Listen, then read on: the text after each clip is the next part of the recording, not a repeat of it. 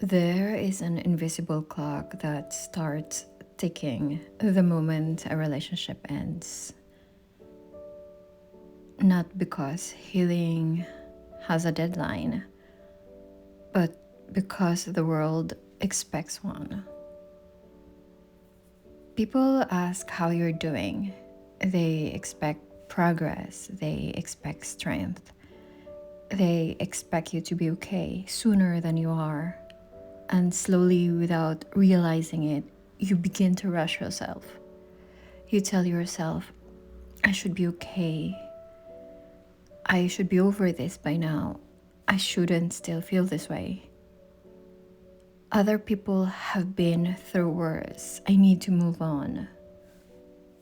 But healing does not respond to pressure. Healing responds to safety, patience, and honesty. If you are trying to heal from a breakup and feel like you're moving too slow, this is not a failure. It is often a sign that your system is doing something very right. We live in a culture that values speed over depth, fast recovery, fast productivity, fast emotional turnover. Breakups make people uncomfortable, not just the person going through them, but everyone around them. And when people are uncomfortable, they rush. They rush you with advice, they rush you with timelines, they rush you toward distractions, they rush you toward moving on. But grief does not move faster because it's pressured, it moves slower. Rushing healing doesn't eliminate pain, it postpones it. And postponing pain always returns, often louder, heavier, and more confusing. Breakup healing is not linear, and it's not meant to be. One of the most damaging beliefs about healing is the idea that it should be look steady and improving. No. Example, day 1, you're devastated. Day 10, you're sad but functional. Day 30, you are okay. Day 60, you are healed. That is not how the human nervous system works. Healing moves in waves. You may feel calm one day and overwhelmed the next. You may feel strong in the morning and fragile at night. And you may think you're over it when suddenly feel pulled back. This does not mean you're regressing. It means another layer is processing. Healing is cumulative, not sequential. Why breakups affect the nervous system so deeply? A breakup is not just an emotional event, it is a nervous system event. When you were in a relationship, your body learned who made you feel safe, who helped you regulate stress, who you oriented your future around. Your partner became a regulatory anchor. When that anchor is removed, your nervous system goes into a threat mode. This is why after a breakup you may experience anxiety, panic, insomnia, appetite changes, racing thoughts, emotional numbness. These symptoms are not signs that you're weak or you're broken. They are signs that your body is recalibrating, and recalibration cannot be rushed. Healing slowly is not the same as being stuck. Many people confuse slow healing with stagnation. They think if I'm still hurting, I must not be healing. But healing is often invisible while it's happening. Healing looks like feeling deeply instead of dissociating, crying instead of numbing, pausing instead of running, reflecting instead of repeating patterns. Slow healing is often thorough healing. Rushed healing skips integration. Slow healing creates change. Step 1. Give yourself permission to heal at your own pace. This may sound simple, but it's foundational. You cannot heal while constantly judging your timeline. Say this to yourself. I am allowed to take the time my body and heart need.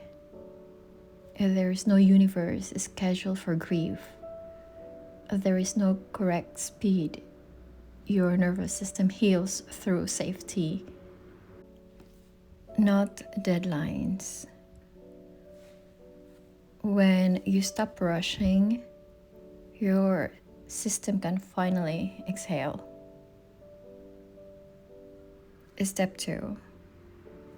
Stop measuring healing by how you look to others. One of the biggest reasons people rush healing is performance. They want to look put together, they want to look strong, unaffected, productive. But healing is not something you perform, it's something you experience internally. You cannot laugh and still be grieving. You cannot work and still be heartbroken.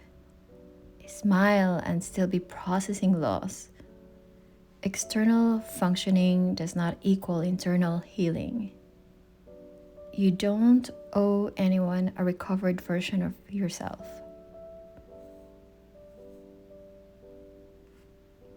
Step 3. Understand the difference between pain and suffering. Pain after a breakup is inevitable. Suffering is optional and often created by resistance. Pain says something meaningful ended. Suffering says, this shouldn't be happening to me.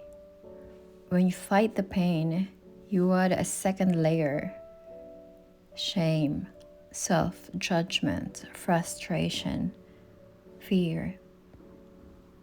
Healing accelerates when you allow pain without telling a story about it. Feelings move faster when they are not argued with. Step 4. Let grief be messy and inconsistent. Grief is not tidy. Some days you will grieve the person, the relationship, the future you imagined. Other days you will grieve what you tolerated, what you lost in yourself, what you ignored. Some days you will feel relief. Other days you will feel longing. Sometimes both at once. And this is not confusion, it is complexity. Rushing healing often comes from wanting emotional simplicity, but grief is layered by nature. Step 5. Stop asking, why am I still like this? This question sounds harmless, but it's loaded with judgment. Instead of asking, why can't I move on? Why am I still affected? Why am I so emotional? Better ask this question. What did this relationship mean to me? What am I still grieving? What part of me is asking for care?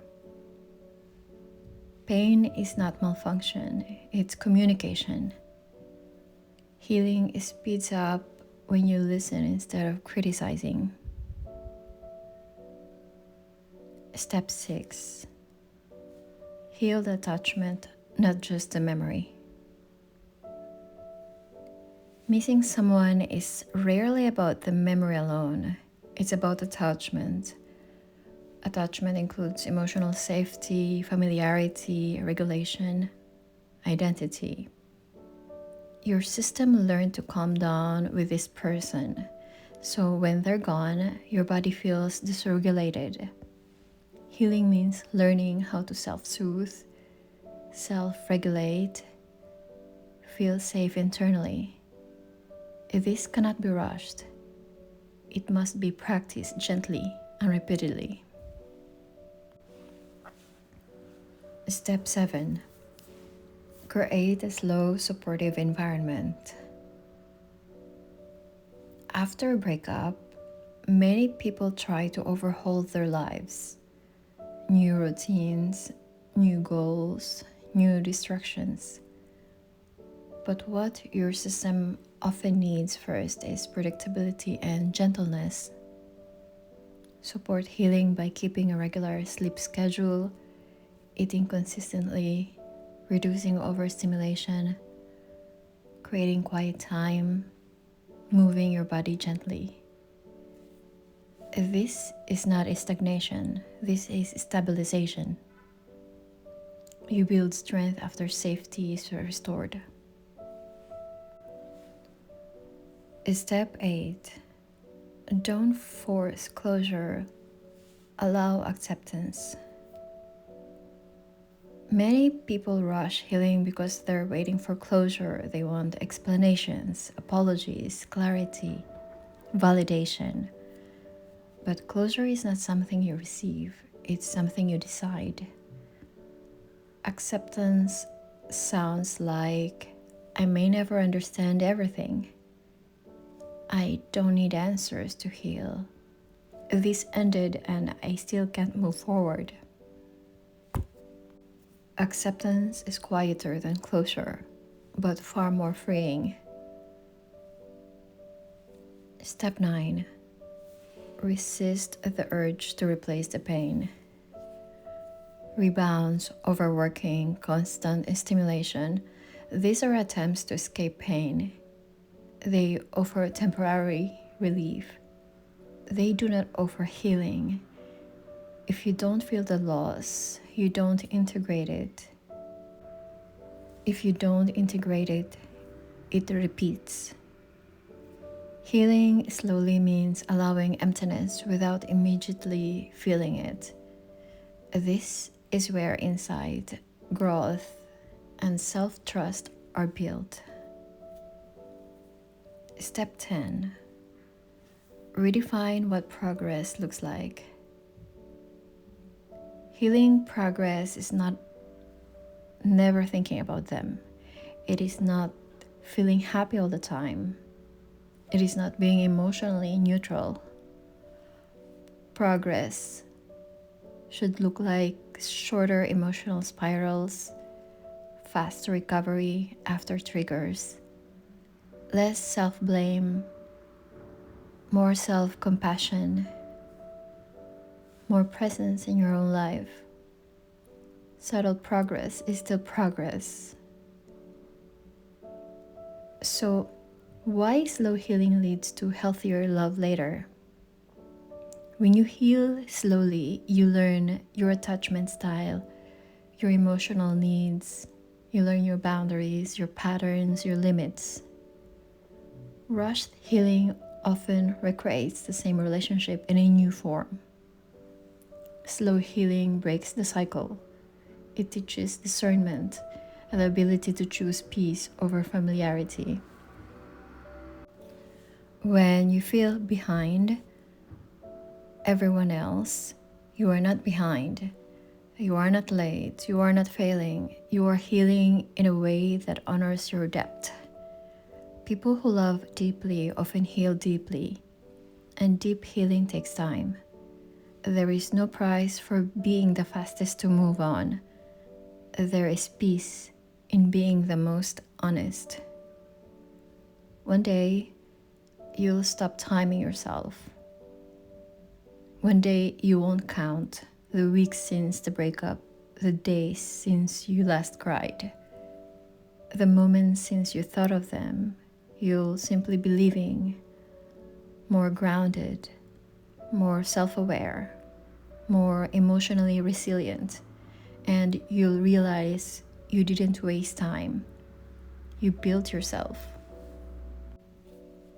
Healing is not something you rush, it's something you allow. You don't need to be stronger, you don't need to be faster, you don't need to be different. You need to be patient with a part of what you have loved, because that part is not the problem, it's the proof that you are capable of deep connection, and that, when healed, becomes your greatest strength.